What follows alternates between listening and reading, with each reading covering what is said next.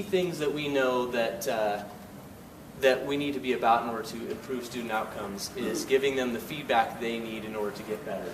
So I'm just going to draw a quick analogy between a physician and their patient and a teacher and their student, just as a way to kind of explain what I mean by feedback and how that helps us to get the kids to move towards proficiency. Because again, proficiency is about what those kids do.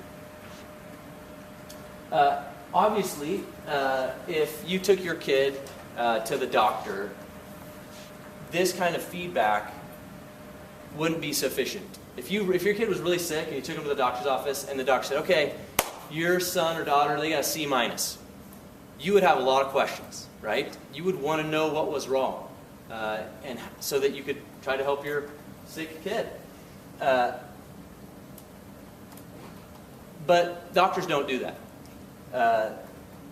They evaluate specifics, right? And a doctor goes through a series of process to evaluate the health of that patient, and then gives clear feedback based on what's going well and what's not.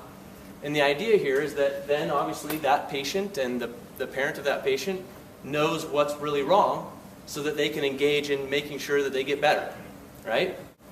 The academic health of our students is just as important. If we're only reporting back a general feedback to kids, do they really know what they personally need to do to get better, to improve themselves? All we're saying is that when we give feedback to kids, we want to make sure that it's specific to what their learning is.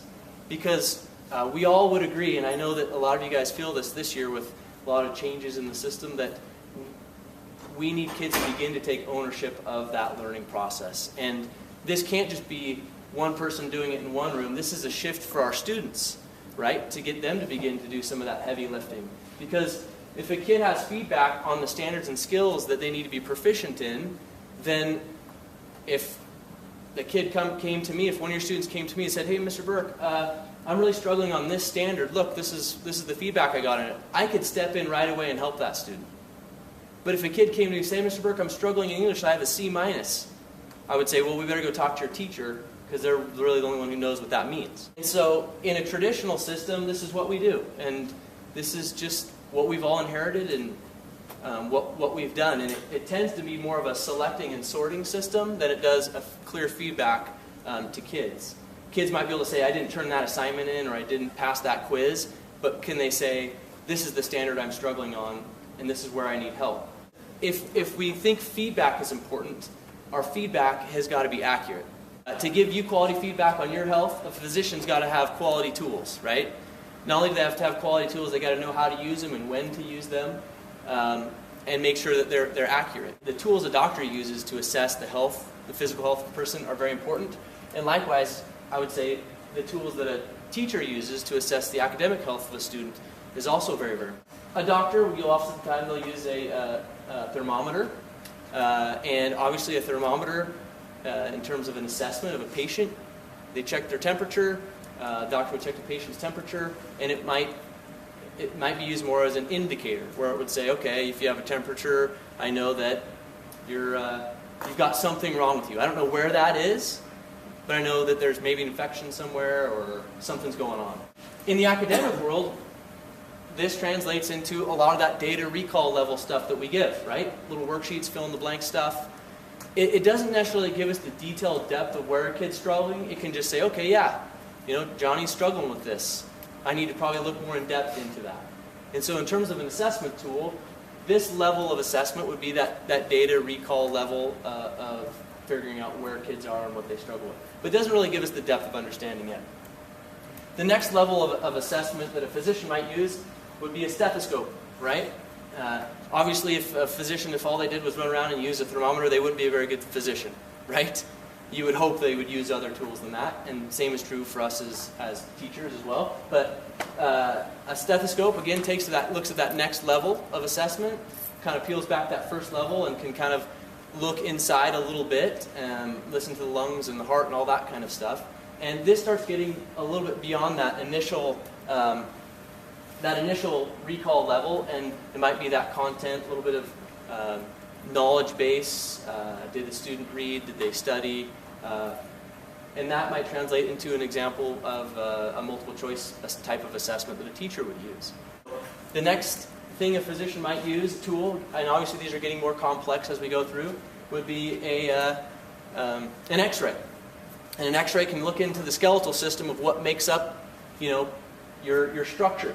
And they can begin to see in a more in-depth look at where some of the problems might be with that patient. And the same is true as we begin to ask kids to perform what they know. So as kids begin to perform and demonstrate their learning, we get an even clearer picture of where are the cracks in this kid's thinking.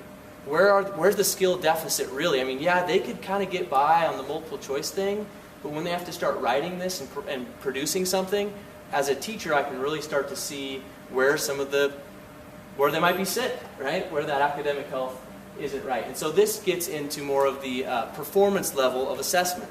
A physician could use an MRI, which even be a little bit more complex and in-depth than an X-ray.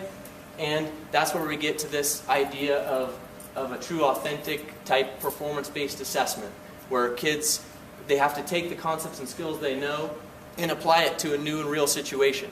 That is a lot harder to do than take a multiple choice test or fill in a worksheet. That demands kids, and what we talked about before with proficiency, is it demands more of them, right? There's more expectation for them to perform their learning. And as kids work and perform at this level, and they can perform these kinds of things, we know that learning is sticking.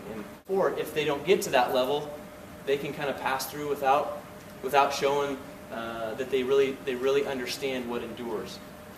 And then the last level is where with a doctor and his patient, if the doctor knows they've been successful in helping that patient, if they can leave and the patient